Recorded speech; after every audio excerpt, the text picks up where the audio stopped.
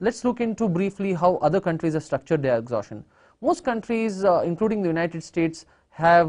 national exhaustion enshrined within patent laws because they want to guard patent laws very strongly than other kinds of rights. So although there is a first sale, the first sale is territorial and hence national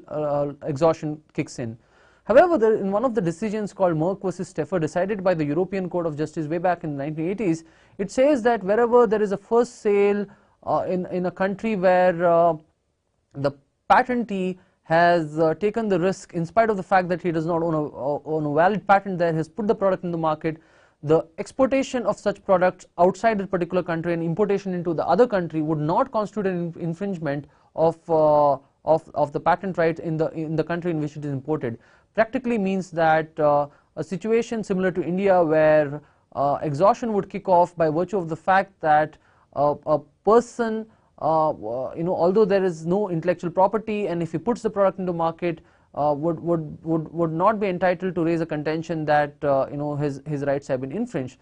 This Merck versus Steffer decision is kind of unique because the court's argument was A, that there should be free trade within the European communities, and second, B, that since the patent owner himself took the risk of putting the product in the market, wherein there was no valid patent that was granted, the rights would get exhausted by virtue of the first sale by himself. Now, if you apply this particular decision in the context of India, Section 107, Clause A, Clause B, seems, although contentious with reference to TRIPS agreement, but there are certain other practices followed in comparative jurisdictions which are equally contentious. However, it may be noted that this Merck versus Steffer decision was one in its case, and it has not been followed largely in other parts of the world. Moving on to the exhaustion regime of copyrights in India, one of the important decisions in relation to exhaustion is the decision in Penguin Books. Here the plaintiff was a leading publisher of books, and he entered into several agreements with the copyright owners, which the plaintiff claimed assigned rights over his works exclusively, and in relation to printing and publishing of these works to the plaintiff in India. The plaintiff alleged that the defendants imported the books from those countries and were offering for sale in India. Hence, defendant were infringing the copyright owned by the plaintiffs. The defendant opposed this kind of argument by the plaintiff on the ground that there was a consent decree in the United States where they were allowed to sell the product lawfully. However, the division bench felt that the consent order was not a material fact and it was confined in its operation to the territory of United States. The plaintiff could not be bound by the decree, and hence the rights under Indian law were to be strictly construed. So coming to the Copyright Act of 1957, the courts interpreted Section 51 in a very unique fashion to mean that any importation of infringing copy would amount to infringement unless it was for the importer's own use. Now, therefore, an action which did not involve the copyright owner's consent and importation of such books without the consent or without the permission of the copyright holders and without his exclusive license would mean infringement. Now, this particular decision raised many issues, and the interpretation of specifically Section 51 Clause B, Clause 4 read with provision 2M meant that in relation to copyright, India followed a national exhaustion regime. However, this particular Section 14 was amended in 1994 post the Penguin Books decision to include the first sale doctrine, and some have argued that by virtue of Section 14 being amended and inclusion of the first sale doctrine, the first sale doctrine is not just territorial but it is international exhaustion. Unfortunately, the courts have not understood the import of this amendment, and in Eurokids International versus India Books Distributors Limited, a case decided in 2005 by the Bombay High Court, the court has come to a conclusion by relying again on Penguin Books that Section 4A2 provides for a fair use for a first sale doctrine. However, it's limited to national exhaustion. when read along with the meaning of infringing copy in section 52b4. Interestingly, the courts have gone ahead in India to provide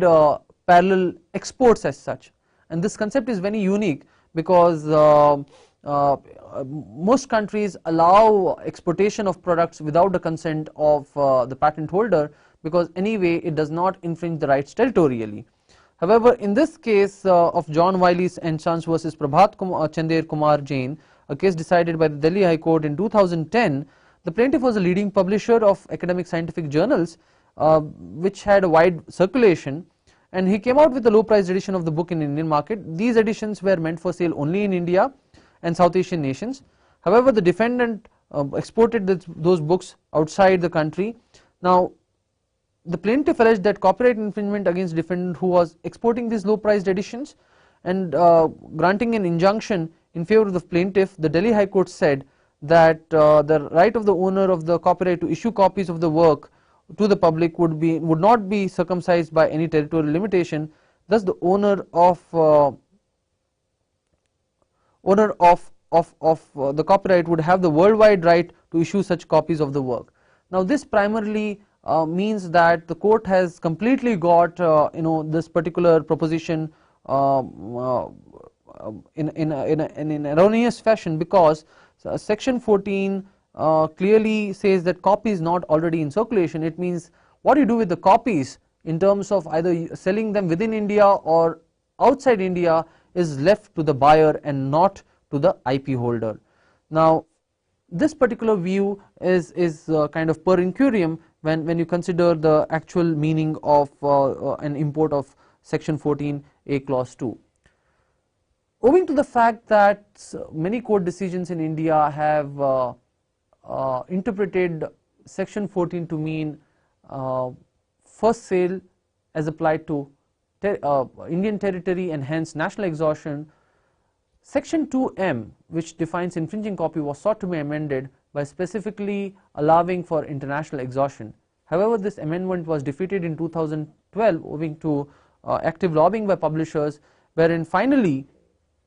the Ministry of HRD came to a conclusion that post the amendment, a report on what kind of regime, copyright regime, exhaustion regime should follow would be commissioned, and NACER, that is National Council for Applied Economic Research, was commissioned this report, and they have come to a conclusion that in the interest of consumers and the benefits that are due to consumers by virtue of international exhaustion, it would be important that countries follow international exhaustion, and they have done a fantastic empirical study which is available on the website of the Ministry of HRD.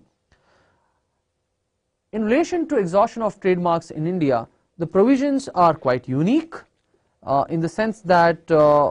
it has been highly contested in court decisions, and currently a case regarding whether India follows international exhaustion or national exhaustion in relation to trademark is pending in the Supreme Court. Now, if you look into section 30 clause 3 of the Trademarks Act, it reads that where the goods bearing a registered trademark are lawfully acquired by a person, the sale of goods in the market or otherwise dealing in those goods by the person or by a person claiming under or through him is not infringement of trade by reason only of a, that the registered trademark may have been assigned by registered proprietor to some other person after the acquisition of those goods, or the goods having been put on the market under the registered trademark may mark by the proprietor with his consent. The only exception to this provision is section 4, which reads that subsection 3 shall not apply where there exist legitimate reasons for the proprietor to oppose further dealings in goods, in particular where the condition of goods has been changed or impaired after they have been put on the market. Now, in Samsung decision, which was decided initially by the single bench, Samsung Electronics versus Kapil Wadhwa 2012 decision, the single bench came to a conclusion that the regime in India under section 33 read with section 29, they came to a conclusion that trademark regime was national in character, exhaustion was national in character. However, this was immediately challenged in the division bench, and the division bench, looking into the objects and reasons of the act and the general principles of interpretation, have come to a conclusion that India follows international exhaustion regime for trademark. Primarily, the reliance placed by the division bench was on the objectives of the act, which clearly state that the reason for amendment was to specifically incorporate an international exhaustion regime in India, and they have made certain remarks over the single bench's decision, where the interpretation and the interpretive techniques that were used by the single bench in relation to section 33 of the act were not upheld by the division bench. However, as mentioned, this case has now gone to the Supreme Court, and we are expecting the Supreme Court to rule on the kind of regime of exhaustion that India follows in relation to trademarks.